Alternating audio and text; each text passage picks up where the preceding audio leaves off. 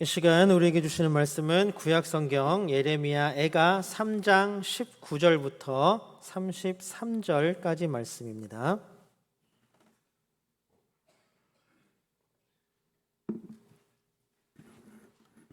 예레미야 애가 3장 19절부터 33절까지 말씀, 저와 여러분이 한 절씩 번갈아 가면서 교독합니다. 제가 먼저 19절 읽겠습니다. 내 고초와 재난 곧 쑥과 담즙을 기억하소서.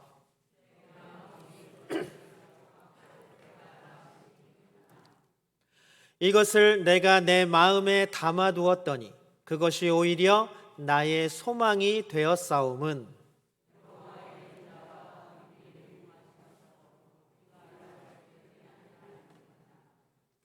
이것들이 아침마다 새로우니 주의 성실하심이 크시도소이다.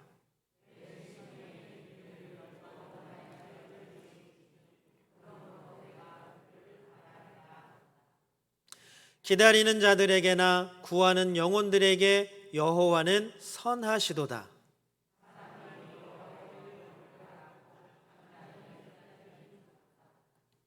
사람은 젊었을 때에 멍에를 매는 것이 좋으니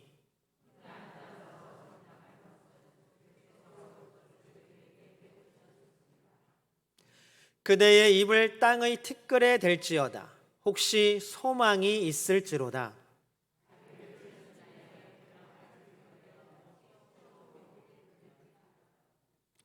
이는 주께서 영원하도록 버리지 아니하실 것임이며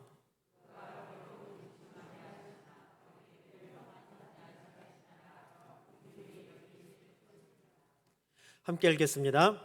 주께서 인생으로 고생하게 하시며 근심하게 하심은 본심이 아니시로다. 아멘. 여러분, 예배 자리에 잘 오셨습니다. 그래서 오미크론 변이라는 것 때문에 또 많은 분들이 걱정하고 근심하며 또 3차 접종이 계속 진행되고 있습니다. 그럼에도 불구하고 하나님께서 우리를 이 자리에 불러주신 줄로 믿습니다. 불러주신 자리에 나왔사오니 하나님께서 은혜로 채워주실 줄로 믿습니다. 주님의 사랑과 은혜가 여기에 모인 우리 모두에게 풍성하기를 주님의 이름으로 축복합니다. 우리 함께 예배하는 모든 분들과 인사 나눌까요? 우리 함께 인사 나눕니다. 사랑합니다. 축복합니다.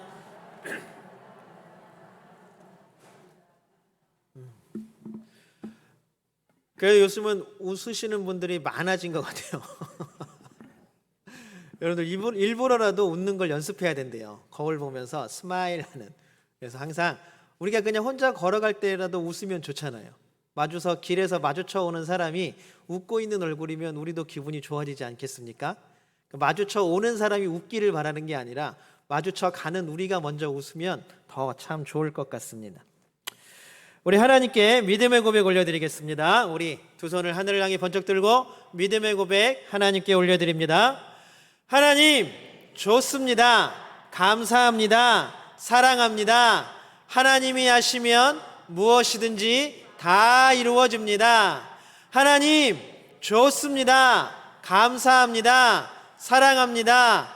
하나님이 하시면 무엇이든지 다 이루어집니다. 아멘. 하나님께 영광의 박수 올려드립니다. 여러분, 혹시 묵자라는 사람의 이름을 들어보신 적이 있으십니까? 이름 그대로 중국 사람이에요. 그것도 아주 옛날 사람입니다. 중국의 춘추전국 시대에 활동했던 공자나 노자나 그 이후의 사람들, 이런 사람들과 같이 성인의 반열에 오른 사람입니다. 이렇게 전쟁이 끊이지 않던 춘추전국 시대에 이 묵자라는 사람은 참 특이하게도 서로 간의 사랑 그리고 이타주의를 계속 이야기를 했습니다. 예전에 중국 영화 중에 묵공이라는 영화가 있었어요. 유덕화라는 사람이 주연 배우를 했던 영화인데 그 영화가 바로 묵가, 그러니까 묵자가 아니라 그 제자들이죠. 묵가들에 대한 이야기를 담고 있습니다. 한번 볼만한 영화이기도 합니다. 이 춘추전국 시대에 이 묵자가 활동하는 시대에 초나라가 강대국이었어요. 초나라 그 밑에는 월나라라는 나라가 있었는데 장강이라는 이 강을 사이에 두고 초나라와 월나라가 그렇게 치열한 전투를 벌였습니다. 그런데 놀랍게도 초나라는 굉장히 초강대국이었고 큰 나라였고 월나라는 별로 큰 나라가 아니었어요. 초나라에 비해서 굉장히 약소국이었는데 전쟁만 하면 초나라가 지는 거예요. 왜냐하면 초나라가 월나라를 쳐들어가려면 이 장강이라는 강을 내려와야 됩니다. 근데 공격하러 갈 때는 참 좋아요. 왜냐하면 강 상류에 있었으니까 배를 타면 그냥 물결 따라서 쭉 흘러내려오면 됩니다. 근데 정작 문제는 싸울 때 문제였어요. 싸우다가 이제 어느 순간에 퇴각해야 될 때가 있잖아요. 해가 지거나 막 이러면. 그러면 기지로 돌아가야 하는데, 자, 돌아갈 때에는, 내려올 때는 강물결을 따라서 참 좋았지만 올라갈 때는 어떻게 해야 돼요? 강을 거꾸로 거슬러 올라가야 되잖아요. 그러니까 그때 막 월나라군이 열심히 막 쫓아와서 막 초나라군을 공격하는 거예요. 그러니까 이 싸움이 그렇다고 월나라가 이기는 것도 아니에요. 그러니까 항상 그냥 제자리 걸음인 거예요. 초나라가 자존심이 상했는지 그 시대의 가장 유명한 기술자라고 얘기하는 공수반이라는 사람을 초대합니다. 이때는 재능이 있고 학식이 있고 재주가 있는 사람들은 막 자기를 알아주는, 자기의 재능을 알아주는 나라를 찾아서 떠돌았다 그래요. 어쨌든 유명한 공수반이라는 사람을 데리고 와서 우리가 이길 수 있게 좀 해줘라 라고 했습니다. 그래서 가만히 보니까 이 공수반이라는 사람이 두 가지가 필요한 거예요. 그래서 머리를 짜내고 짜내어서 두 가지를 만들었다라고 합니다. 하나는 잡아당기는 구입니다.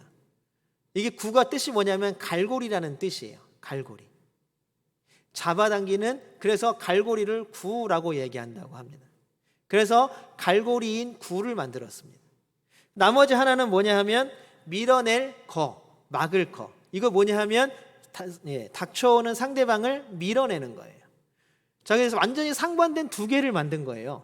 초나라를 위해서. 하나는 잡아당기는 갈고리이고 하나는 밀어내는 거입니다. 도망가는, 상류를 따라서 도망가는 월나라의 배를 갈고리로 잡아당겨서 섬멸하고, 자기네들이 퇴각할 때 악귀같이 막 따라붙는 월나라의 배를 거로 밀어내면서 드디어 초나라는 월나라를 점령하고 승리할 수 있었다라고 합니다. 놀랍죠? 근데 이 공수반이라는 사람이 이 공로로 초나라에서 굉장히 높은 자리에 올라갔어요. 근데 어느 날 같은 고향 사람이었던 이 묵자가 공수반을 찾아옵니다. 이 공수반이 얼마나 업돼 있겠어요. 원래는 이 묵자라는 사람의 이름이 훨씬 더 유명했는데 자기가 만든 두 가지 때문에 초나라가 월나라에 이기고 승리했잖아요. 그러니까 막 완전히 기분이 좋아져가지고 이 묵자에게 막 자랑을 합니다. 내가 만든 구와 거, 얘기는 들어봤니? 본 적은 있니? 막 그러면서 막 설명을 해줬습니다. 그 설명을 다 듣고 있던 묵자도 이야기합니다. 나도 구와 거를 만들었는데 한번 내가 만든 구와 거를 들어보시겠습니까?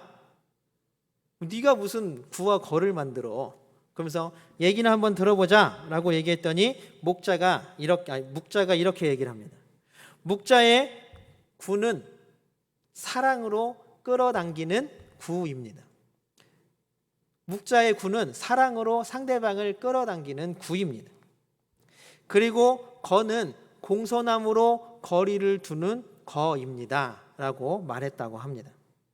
무슨 얘기냐 하면 사람들이 사랑의 갈고리로 끌어당겨서 그렇게 내 앞에 두어야 서로 친해질 수 있고 사랑할 수 있다라는 말입니다.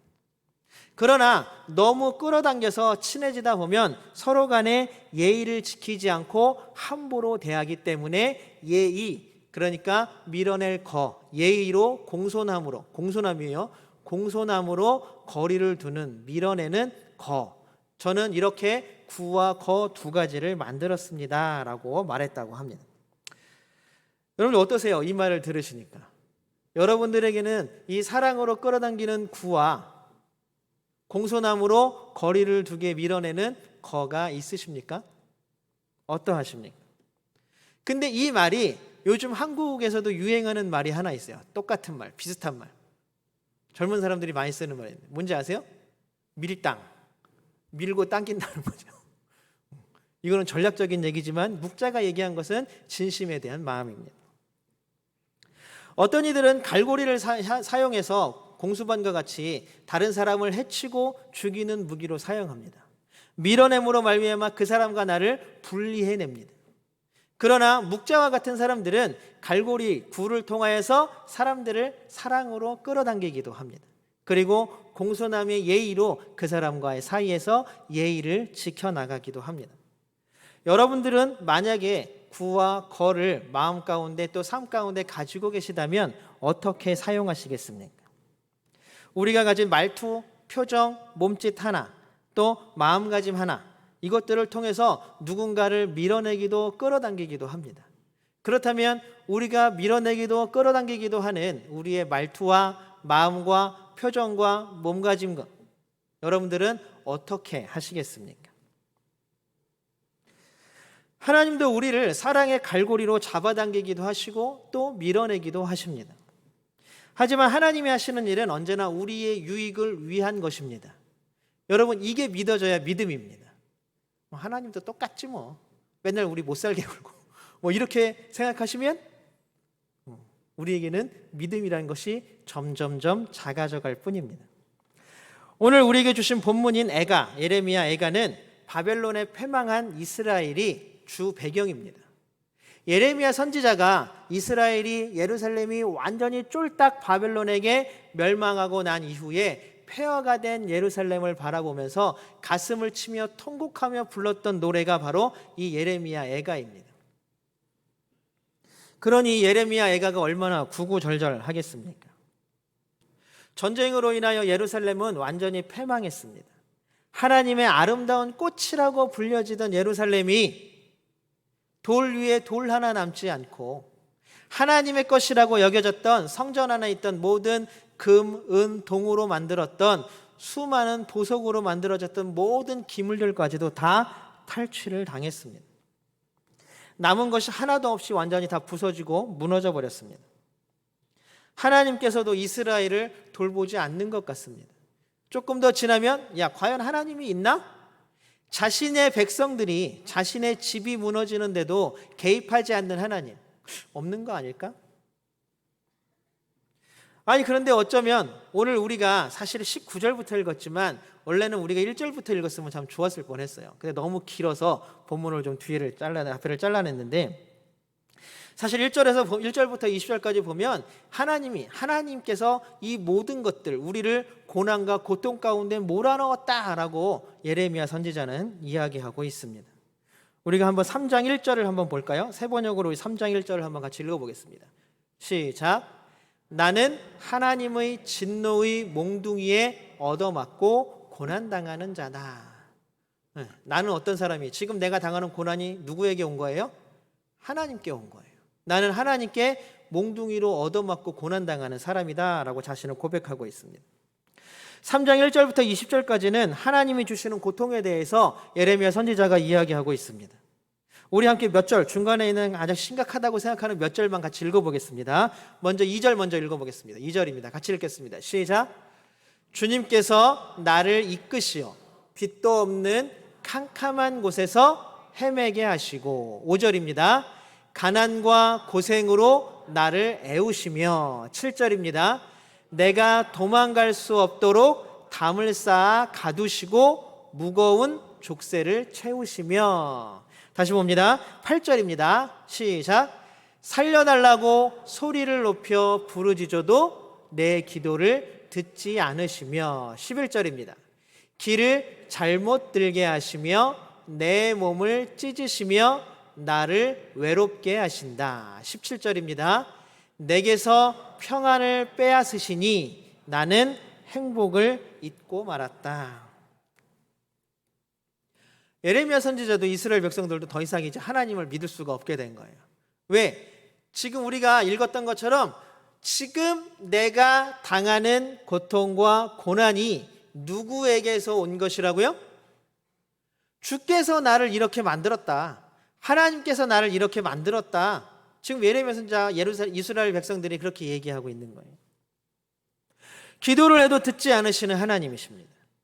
아무런 희망도 소망도 기대도 사라진 상황입니다. 여러분, 예전에 했던 드라마 혹시 미생이라는 드라마를 보신 적이 있으신가요? 저는 그걸 웹툰으로 봤는데 거기에 이런 말이 나옵니다. 이제 회사를 막 나가려고 하는 사람, 그 다음에 회사를 먼저 나갔던 사람이 둘이 만나서 이야기를 나누는 장면이에요. 그래서 회사를 이제 나가고 싶어갖고 나가려고 하는 사람이 이런 말을 합니다. 너무 힘들어. 정말로 세상은 전쟁터 같아. 그랬더니 이미 회사를 나가 있는 사람이 뭐라고 얘기하냐면, 야, 그래도 그 안은 전쟁터지.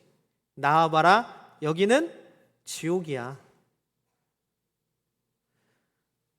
얼마 전 한국 드라마 중에 지옥이라는 드라마가 또 세계 1위를 했었죠. 우리가 살아가는 이 세상을, 우리가 삶을 살아가는 이 공간을 사람들은 전쟁터라 그러고 지옥이라고 말합니다. 이미 우리가 살아가는 그 모든 배경들을 전쟁터라고 얘기하고 지옥이라고 얘기하는데, 여러분 삶이 재미있을 수가 있습니까? 매일매일 피 흘리는 전쟁터인데 여러분들 그 삶이 즐거울 수가 있습니까?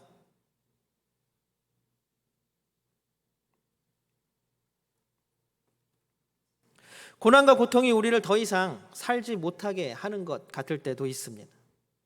때로는 육신을 힘들게 하는 질병이 우리를 멈칫거리게 하고 더 이상 앞으로 나아가지 못할 때도 있습니다.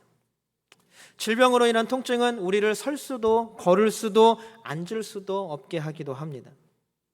우리의 마음도 마찬가지입니다.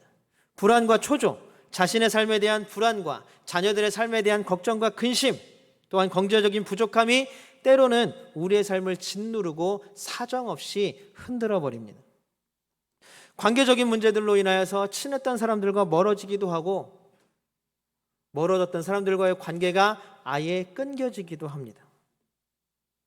자녀들의 문제들로 말미암아 속이 너무 상할 때도 있고 불안할 때도 있고, 그래서 자녀들을 닥달하면서 스스로 마음을 아프게 할 때도 있습니다. 아무리 그 고통과 고난을 가지고 새벽을 깨워 밤을 새워 하나님께 기도해도 도대체 기도의 응답이라는 것이 기적적으로 일어나지 않음에 실망할 때가 한두 번이 아닙니다. 여러분, 우리가 기도할 때 뭘 바래요? 하나님이 놀라운 기적을 일으켜 주셔서 성경에 나오는 것처럼 병든 자가 일어나고 죽은 자가 살아나고 막 이러한 기적을 우리는 바랍니다. 그런데 여러분, 그런 기적을 여러분 삶 가운데에서 누려보신 적이 있으십니까? 하나님께 막 기도했더니 복권 1등에 당첨되고 회사에서 막 아무것도 안 했는데 막 승진되고, 여러분 이러한 일들을 혹시 겪어보신 적이, 누려보신 적이 있으십니까? 도대체 기도의 응답은 어디 갔습니까? 제가 지난번에도 말씀드려봤지만 여러분 한번 눈을 감아보세요. 무엇이 보입니까? 캄캄해요. 여러분, 그게 여러분의 미래입니다. 정말로 캄캄한 그 삶을 우리의 삶으로 살아가는 것 같은 기분입니다. 매일매일의 삶이 고통과 아픔과 슬픔으로 가득 차 있는 것 같습니다. 예레미야 선지자는 이러한 상황을 18절에서 딱 한 줄로 요약합니다. 우리 18절 한번 보겠습니다. 같이 읽어보겠습니다. 시작. 주님께 두었던 마지막 희망마저 사라졌다. 하나님께 두었던 마지막 희망, 하나님께 걸었던 마지막 희망, 하나님이 나를 구원하시겠지, 하나님이 나를 건져주시겠지, 하나님이 내 소원을 이루어 주시겠지, 내가 기도하면 응답하시겠지 했던 희망마저도 이제는 다 사라졌다. 어떠한 희망도 기대도 없고 절망과 고통뿐인 세상. 어쩌면 지금 우리가 살아가고 있는, 또 우리가 고백하고 있는 우리의 삶 아니겠습니까? 여러분들은 어떠십니까? 여러분들은 아직도 하나님께 기대와 소망과 희망을 두고 살아가십니까? 그렇다면 여러분들 예레미야 3장 전반부에 나오는 예레미야 선지자보다도 더 훌륭한 분들이십니다. 그런데 이렇게 기진맥진하고 지쳐버린 선지자에게 한 줄기 빛이 드러납니다. 어둠이 길어지고 짙어지면 아침이 밝을 때가 된 것임을 이 예레미야가 깨닫습니다. 여러분, 밤이 되면 반드시 뭐가 와요? 아침이 옵니다. 달이 뜨고 달이 지면 반드시 뭐가 떠요? 해가 뜹니다. 이거는 누가 어떤 조건을 걸어놓고 있는 것이 아니라 그냥 원래 그런 거예요. 분명한 것이고 당연한 것입니다. 그렇게 예레미야는 그것을 깨달았습니다. 그 깨달음을 어떻게 표현하냐 하면 23절을 우리 세 번역으로 한번 읽어보겠습니다. 예레미야의 믿음의 고백입니다. 23절입니다. 같이 읽어보겠습니다. 시작. 주님의 사랑과 긍휼이 아침마다 새롭고 주님의 신실이 큽니다. 아멘. 아침마다 새로운 주님의 성실하심, 사랑과 긍휼, 신실하심이 우리에게 다가오고 채워진다. 오늘 아침에도 그랬고, 어제 아침에도 그랬고, 그제 아침에도 그랬고, 1년 전에도, 10년 전에도, 100년 전에도, 1000년 전에도, 2000년 전에도, 지금 예레미야 시대는 지금으로부터 2500년의 시대예요. 2500년 전의 시대에도 어둠이 가면 뭐가 떴어요? 해가 떴어요. 저녁이 끝나면 아침이 되었다는 그 놀라운 사실을 깨달은 게 바로 예레미야 선지자였습니다. 정말 놀라운 은혜와 구원은 가장 절망적인 순간에 나타나는 것입니다. 홍해바다 앞에서 죽음을 기다리던 이스라엘 백성에게 모세는 이렇게 얘기합니다. 우리 출애굽기 14장 13절 모세의 말을 한번 들어보겠습니다. 출애굽기 14장 13절입니다. 같이 읽어보겠습니다. 시작. 두려워하지 마십시오. 당신들은 가만히 서서 주님께서 오늘 당신들을 어떻게 구원하시는지 지켜보기만 하십시오.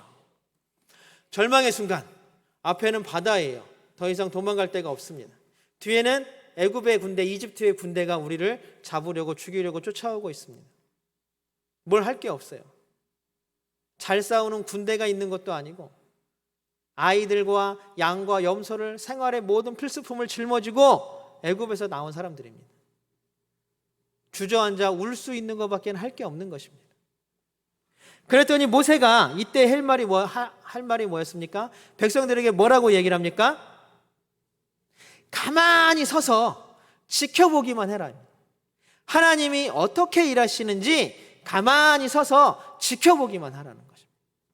예레미야 선지자도 오늘 동일하게 이야기합니다. 26절입니다. 같이 한번 읽어보겠습니다. 26절 같이 읽어보겠습니다.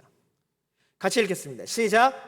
주님께서 구원하여 주시기를 참고 기다리는 것이 좋다. 이어서 28절입니다. 같이 한번 읽어보겠습니다. 시작. 짊어진 멍에가 무거울 때에는 잠자코 있는 것이 좋고. 모세도 절망의 순간, 가장 절망적인 순간에 뭐라고 얘기해요? 가만히 서서 지켜보아라 라고 말합니다. 예레미야 선지자도 뭐라고 얘기합니까? 주님께서 구원하여 주시기를 참고 기다리는 것이 좋다라고 말합니다. 그리고 짊어진 짐이 무거울 때에는 뭐라고요? 잠자코 있는 것이 좋다라고 말합니다. 사실 우리가 당하는 고난과 고통에 대해서 그 원인을 따지고 목을 캐묻고 하면 한도 끝도 없어집니다. 그렇죠? 한도 끝도 없어집니다. 그러면 예레미야와 모세가 얘기하는 것은 무엇입니까? 그 순간에 우리는 입을 다물라라고 말하는 거예요. 우리가 입을 다물어야 하나님께서 말씀하시기 시작합니다. 바로 이 두 문장에 우리에게 요구하는 믿음이 있습니다. 믿음이란 결국 하나님의 구원하심을 기다리는 겁니다. 고난과 고통의 순간에도 하나님께만 희망을 두고 기다리는 것, 이것이 바로 믿음입니다. 그러니 우리는 하나님 앞에 납작 엎드리는 것 말고는 할 게 아무것도 없는 것입니다. 오늘 29절에 보면 뭐라고 표현하냐 하면 그대의 입을 땅의 티끌에 댈지어다. 혹시 소망이 있을지로다. 우리의 입을 땅의 티끌에 댄다는 건 뭐예요? 하나님께 납작 엎드리라는 거예요. 그 고난과 고통에서 네가 뭘 할 수 있느냐는, 앞에는 바다가 막고 있고 뒤에는 군대가 따라오는데 네가 뭘 할 수 있느냐는, 네 입술을 땅의 티끌에 바짝 대고 하나님께 엎드려서 아무 말도 하지 말고 지켜보기만 하라는. 근데 그냥 지켜보는 것은 뭐예요? 믿음이에요. 하나님이 우리를 구원하시기를 기다리는 믿음. 그 믿음이 우리 가운데 넘치기를 주님의 이름으로 소망합니다. 우리의 양 어깨에는 지워진 짐들이 무겁게 얹혀져 있습니다. 아무리 있는 힘을 다해서 세상을 막 쫓아가려고 해도 쫓아가질 수가 있습니까? 여러분들 세상에서 원하고 바라는 것들을 열심히 해서 손에 딱 쥐어본 적이 몇 번이나 있으십니까? 내가 원하고 바라는 것들, 진짜 내가 목표로 하는 것들을 정말로 열심히 있는 힘껏 따라가서 딱 손에 쥐고 내 것으로 만들어 본 기억이 여러분들 몇 번이나 있으십니까?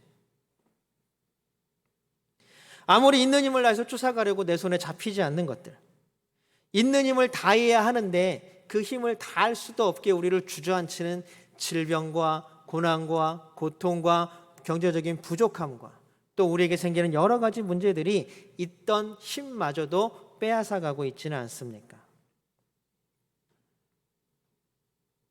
그러나 여러분, 우리는 이때 기억해야 합니다. 어둠이 길어지면 결국 아침에 해가 떠오른다는 사실들을 기억하시기 바랍니다. 우리 아침마다 새로운 주님의 성실하심이 우리 삶 가운데 떠오를 것입니다. 이것이 우리에게 믿음과 구원의 소식을 전하는 기쁜 복음이 되기를 주님의 이름으로 소망합니다. 절망 속에서 침묵할 때에 하나님의 구원하심을 찾았던 이스라엘을 기억하십시오. 고난과 고통 가운데에서 우리의 입을 닫고 하나님의 말씀에 귀 기울이십시오. 우리 31절 32절을 같이 한번 읽어보겠습니다. 같이 읽겠습니다. 시작. 주님께서는 우리를 언제까지나 버려두지는 않으신다. 주님께서 우리를 근심하게 하셔도 그 크신 사랑으로 우리를 불쌍히 여기신다. 아멘. 여러분, 고난과 고통 가운데에서 헤매어 다니지 마십시오. 고난 속에 좌절하거나 절망하지 마십시오. 왜냐하면 하나님은 우리를 사랑하시기 때문입니다. 아무 조건도 없이 더 좋은 것으로 채우시려는 하나님의 사랑을 기다리십시오. 이것들을 예레미야는 단 한 문장으로 표현하고 있습니다. 33절을 같이 한번 읽어보겠습니다. 33절입니다. 같이 한번 읽겠습니다. 시작. 우리를 괴롭히거나 근심하게 하는 것은 그분의 본심이 아니다. 하나님의 본심은 우리를 사랑하고 구원하시는 것입니다. 그럼 왜 우리에게 고난과 고통이 있느냐? 이 이유를 따지기 전에 여러분, 우리가 고난과 고통 가운데 있으시다면 우리의 입술을 티끌에 댈 만큼, 땅의 티끌에 닿을 만큼 하나님께 납작 엎드리십시오. 그리고 하나님이 어떻게 하시는지 지켜보십시오. 믿음입니다. 그것이 바로 우리에게 하나님이 원하시는 믿음이라는 것입니다. 하나님께서 우리에게 주시는 고난과 고통은 하나님의 우회로입니다. 더 좋은 것을 주시기 위한 하나님의 우회로임을 기억하시기 바랍니다. 저희 작은 아이가 예전에 어린이집 다닐 때에, 아주 어렸을 때에 어린이집에서 막 뛰어놀다가 넘어졌어요. 그래갖고 상에 이 앞니 쪽을 부딪혔어요. 그 전화를 받았을 때에는 그냥 단순히 앞니가 빠졌나 보다, 그냥 뭐 어차피 또 이거는 갈아야 되는 이니까 남으면 되지라고 생각하고 전북대병원에 어린이 치과를 갔었어요. 가는데 의사 선생님이 너무 심각하게 얘기하는 거예요. 뭔 얘기냐 하면 잇몸이 다 뭉개져 있고 이가 다 빠진 게 아니라 부서져 가지고 파편이 잇몸 속으로 다 들어갔다는 거예요. 잇몸이 뭉개지면서 막 이에 파편이, 부서진 파편이 잇몸하고 막 뒤엉킨 거예요. 근데 마취를 하면 안 된대요. 그래갖고 아이를 의자에 앉혀놓고 그물 같은 걸로 여기 목부터 발까지 막 싸맸어요. 그래도 애가 움직이니까 밧줄로 이렇게 막 칭칭 도며맸어요. 마취를 못하니. 3시간 동안 이 치과에서 쓰는 이 갈고리 같은 거 있죠. 3시간 동안 그게 인턴도 못한다 그래서 교수님이 직접 내려오셔서 3시간 동안 그걸 다 긁어내는 거예요. 근데 아이가 아프잖아요. 이게 마취도 안 됐으니까. 소리를 지르고 막 우는데 엄마 아빠 입장에서는 그 옆에서 그걸 지켜보고 그 소리를 듣는 게 너무 괴로운 거예요. 막 마음 같아서는 저걸 막 풀고 그냥 데리고 집에 가고 싶은 거예요. 나중에 뭐 이해 어떻게 되든지. 그런데 그걸 참고 있는 부모의 마음이, 여러분들 아마 다 부모님들이시고 자녀를 키워보신 분들이니까 그 마음이 아마 다 공감이 가실 것입니다. 하나님의 마음이 이와 같지 않을까요?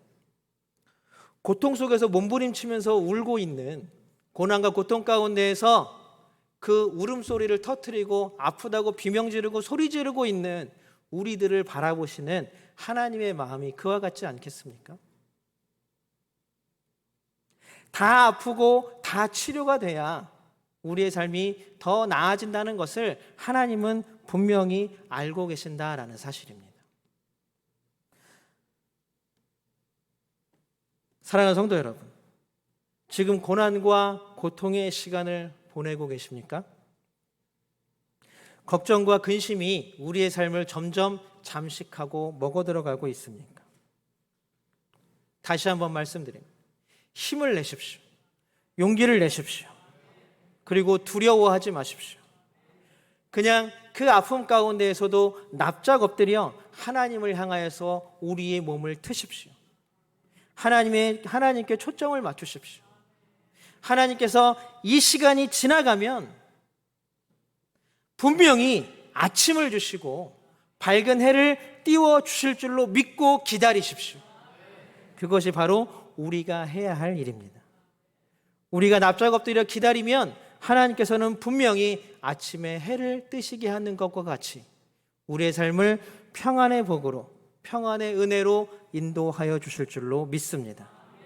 이번 한 주간 조용히 하나님 앞에 엎드려 보는 시간들을 가져보십시오. 새벽 예배를 나오셔도 좋고, 금요 기도에 나오셔도 좋고, 아니면 우리 교회 1층에 교육관에 중보 기도실 만들었어요. 릴레이 기도실도 있지만 옆에 자유 기도실도 있어요. 오셔서 그 자리에 오셔서 하나님께 엎드려 하나님께서 인도하시는 길을 발견하시기를 바랍니다. 어디에서나 하나님께 엎드려 구원의 날을 기다리는 우리 모두가 되길, 이번 한 주가 되시기를 주님의 이름으로 축복합니다.